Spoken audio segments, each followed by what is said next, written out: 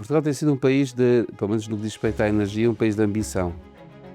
A energia sempre foi poder, autonomia, soberania e risco. Tem sido uma política consistente, coerente ao longo do tempo. A eletricidade ainda corresponde a uma porcentagem muito baixa do mix energético nacional.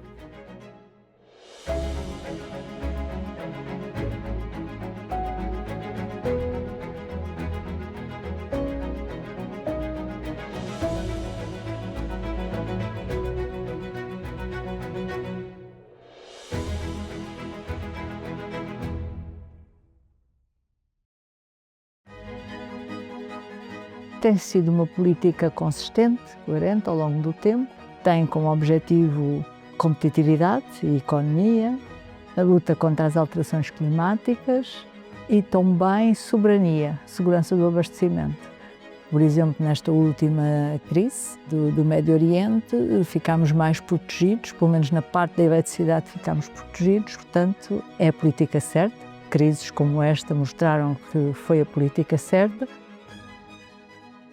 Portugal, muito recentemente, foi incluído no relatório da Agência Internacional de Energia sobre as Energias Renováveis, no top 5 de países com maior índice de incorporação de renováveis, e por isso somos claramente uma referência internacional e uma referência europeia. O sistema energético português teve a sorte de, ao longo destes anos, o seu desenvolvimento ter tido uma coerência de medidas de política que permitiram chegar ao momento em que estamos, atualmente, em que Portugal é considerado um exemplo da Europa e mesmo no mundo. Quando nós falamos em políticas e estratégicas energéticas, há tipicamente 3 grandes dimensões que nós tentamos equilibrar. E estas dimensões são a segurança do abastecimento do produto físico, a acessibilidade, ou seja, garantir que os produtos são baratos e acessíveis aos consumidores, e a sustentabilidade, portanto, a redução da pegada carbónica. E estas 3 dimensões estão muito sujeitas ao contexto externo, portanto, ao contexto geopolítico. Com a invasão da Ucrânia e mais recentemente com o conflito do Médio Oriente, a energia passou a ser vista como um ativo bastante estratégico. Nós temos de garantir a nossa independência externa, e sabemos que a forma de o fazer é através das energias renováveis. Temos vindo a olhar para a energia de uma forma muito focada no clima e muito focada na tecnologia. E a energia nunca foi isso. A energia sempre foi poder, autonomia, soberania e risco, e gestão de risco. E nós estamos a ver com especial evidência, não só em 2022, com a invasão da Ucrânia, e agora em 2026, com o fecho do Estreito de Hormuz.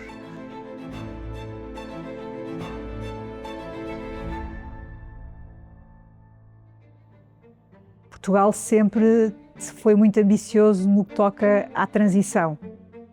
É histórico, os vários governos têm tido essa ambição, mas que é crítico é avaliarmos se estamos a concretizar essa ambição. Porque, na verdade, 2030 estamos a 3 anos e meio, sensivelmente, e se olharmos para a concretização de vários objetivos, estamos longe de os atingir. Posso dar o exemplo concreto do hidrogênio verde, onde existe um objetivo de, em 2030, termos instalados 3 gigawatts de eletrolisadores.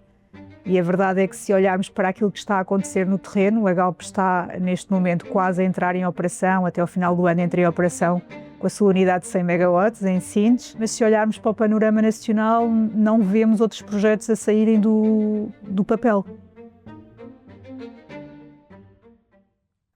Apesar de ter metas ambiciosas, temos conseguido implementar, temos conseguido ser a tal referência internacional. Eu penso que agora, mais do que produzir mais renovável, é mesmo olharmos para aquilo que tem a ver com a execução, com a implementação, que tem que estar modernizadas, com a digitalização e, sim, uma aposta cada vez maior naquilo que é a eficiência energética.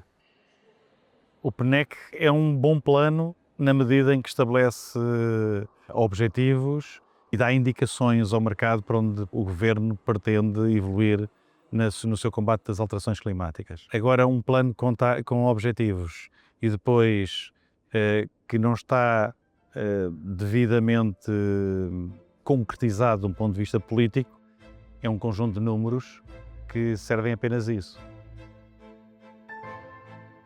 A Europa é conhecida por ser muito boa a regular e a ter uma ambição climática acima de outros países, E quando falamos da China ou até quando falamos dos Estados Unidos, claramente nós na Europa temos uma ambição muito superior do ponto de vista de metas. E se olharmos para o que está a acontecer nos Estados Unidos com a administração Trump, tem havido uma crescente flexibilidade nestas metas, várias metas caíram, os Estados Unidos saiu do Acordo de Paris, da China então, enfim, eles têm uma meta de atingir neutralidade carbónica em 2060 e a verdade é que também estão a fazer o seu caminho, mas não com metas tão agressivas como temos na Europa e então, no final do dia, esta ambição pode virar-se contra nós.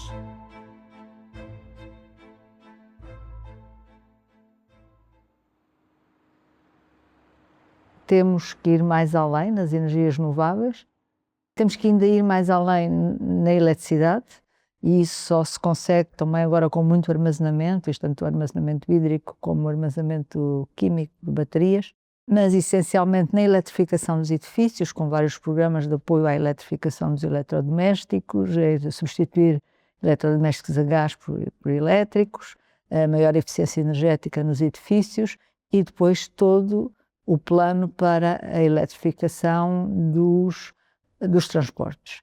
Além disso, há modos de transporte que não se podem eletrificar e aí estamos a apostar na molécula verde, portanto, o hidrogênio, o biometano, os biocombustíveis de segunda geração, o Sustainable Aviation Fuel, o SAF. Na indústria, tudo o que pode ser eletrificado deve ser eletrificado, mas há setores que não podem ser eletrificados por causa do seu próprio processo de fabrico e daí uma aposta que estamos a fazer do biometano. O biometano é muito importante porque consegue substituir o gás e, portanto, é nestas frentes todas que estamos a atuar para cumprir o nosso Plano Nacional de Energia e Clima. O LNEG orgulha-se de ter tido um papel relevante enquanto uma instituição de ciência que apoiou as políticas públicas, aproveitando o conhecimento que temos no geoportal do Serviço Geológico, que mapeia os recursos minerais. Nós temos vindo a mapear tudo o que é contributo para a descarbonização do país. Temos neste momento um atlas do hidrogênio para Portugal, temos um atlas para o biometano em Portugal, também com todos os intervenientes em torno do potencial do biometano. Temos, por exemplo, um atlas muito interessante do potencial de descarbonização da indústria a partir da utilização dos terrenos e dos telhados dos setores industriais, por exemplo. Muito importante para conseguirmos acelerar este potencial de renováveis em Portugal. A DENC fez 25 anos o ano passado, na realidade. O seu foco mais core ou mais tradicional da certificação energética continua a haver uma grande aposta da sua atividade naquilo que é a renovação do parque edificado, aquilo que é a eficiência energética nos edifícios, na indústria. Apostámos também na formação e informação com a Rede Espaço e Energia, com iniciativas como a Rota de Energia que percorrem todo o país para formar jovens e começámos a trabalhar temáticas como a economia circular, a eficiência hídrica, a formação de autarcas, a relação com as autoridades locais através do Pacto das Autarcas que a ADENC coordena. Nossa atividade tem sido sempre apoiar e fazer com que esta transição seja o mais justa possível para o consumidor.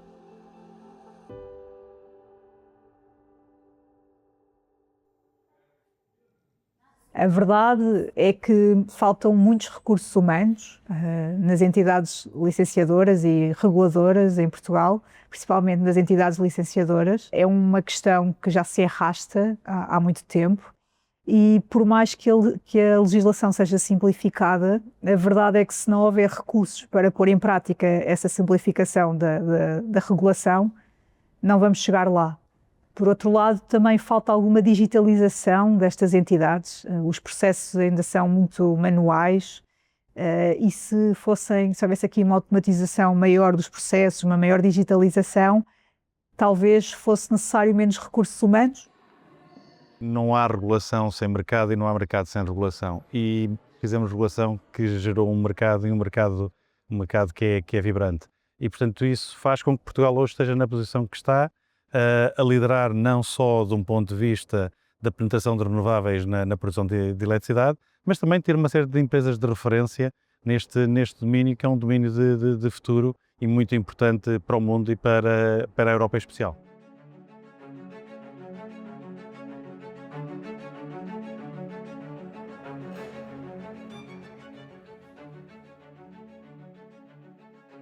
Temos que pensar que este projeto da descarbonização, a utilização das energias renováveis começou há 60 anos com os investimentos nas hídricas e há 20 anos com os investimentos no eólico. Mas vejamos o seguinte, aquilo que está no PNEC é termos aproximadamente 22 gigawatts de energia fotovoltaica. À data de hoje temos aproximadamente 6. E este é só um desafio. Se nós olharmos tudo o que está à volta da eletrificação e pensarmos nos grandes projetos de infraestruturas que estão a acontecer no nosso país, como a alta velocidade, como a descarbonização dos portos, como a mobilidade elétrica, como os grandes investimentos na indústria eletrointensiva, data centers, green metals, entre outras, significa que o que fizemos nos últimos 15 anos é 1/3 daquilo que nós precisamos de fazer nos próximos 4, 5 anos. Para a transição energética funcionar completamente, há 2 grandes óbices que também intercruzam o mundo jurídico, mas não são exclusivamente jurídicos. O primeiro, uma falta de capacidade técnica da rede de receber mais energia, e isto tem a ver com investimentos que têm de ser feitos na rede. Por outro lado, alguma oposição das comunidades locais a projetos de transição energética. O solar ocupa muito espaço e muda muito as paisagens e as comunidades locais não têm gostado da implementação de projetos grandes solares. Eu não apontaria como a principal crítica a excessiva burocracia, pese embora haja burocracia, não podemos ignorar. Era muito mais difícil licenciar um parque eólico há 20 anos atrás do que é hoje. Portugal é uma referência internacional, europeia e global na transição energética. O grande passo que nós queremos contribuir neste momento, ao dia de hoje, é na parte da execução. Nós ajudamos nos processos de desenvolvimento dos projetos, ativamente, desde a parte de identificação de terrenos, licenciamentos, gestão dos ativos, essas partes, mas também na parte de M&A, de avaliação dos ativos, de identificação dos melhores compradores e dos melhores investidores, tal como pensar qual é a melhor forma para maximizar valor dos diferentes projetos. O tema dos licenciamentos continua a ser, apesar dos esforços, continua a ser, ainda não conseguimos pôr isso ao ritmo que todos gostaríamos e das expectativas, enfim, de investidores e de promotores. Por outro lado, se no fundo, no solar e no vento, nós já estamos bastante consolidados, há algumas coisas que trazem ainda alguma incerteza para o deployment de capital, e aí estamos a falar no temas de hidrogênio, no temas dos biogases, em que algumas incertezas levam que os projetos tenham um nível de aceleração menor do que o pretendido. Neste contacto muito favorável com o setor industrial para a descarbonização, nós temos que aumentar o nível de competências, temos que talvez alterar um pouco o que se ensina nas nossas universidades para que os nossos técnicos, que são engenheiros, que são de elevadíssima qualidade, saiam da universidade com vontade de colaborar com estes setores.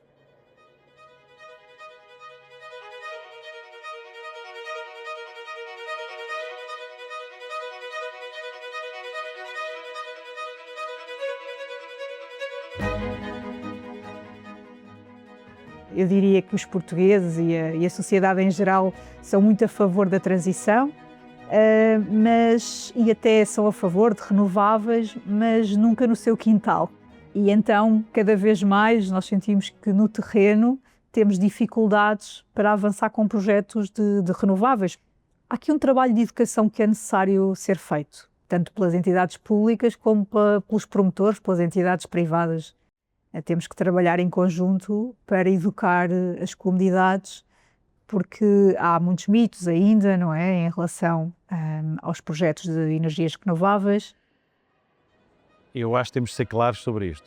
Nós não vamos liderar esta transformação energética. O maior espaço que Portugal tem e para o qual tenho bastante otimismo, se os passos forem dados, é aproveitar as condições naturais que temos de sol, vento e água, que nos permitem ter custo da nova energia francamente competitivo. E isso é transformador. Portugal nunca teve energia abundante e competitiva na sua história. Temos uma oportunidade ótima agora, toda a capacidade de produção de eletricidade e também gases renováveis a preços competitivos, de trazer nova indústria, com isso aumentar a produtividade portuguesa, com isso fazer uma convergência económica e com isso sustentar o nosso Estado Social. Que haja aqui maior produção de riqueza do que há hoje, para salários mais altos, isso só se consegue com investimento. Em Portugal, a nossa ambição, e é para isso que estamos a trabalhar, não é só uma ambição, é ter aqui uma plataforma, um hub a nível europeu, de não só eletricidade renovável, que isso já somos, mas também de produção de combustíveis renováveis. Portanto, temos todas as condições para que isso aconteça, para ser um hub de novas tecnologias renováveis.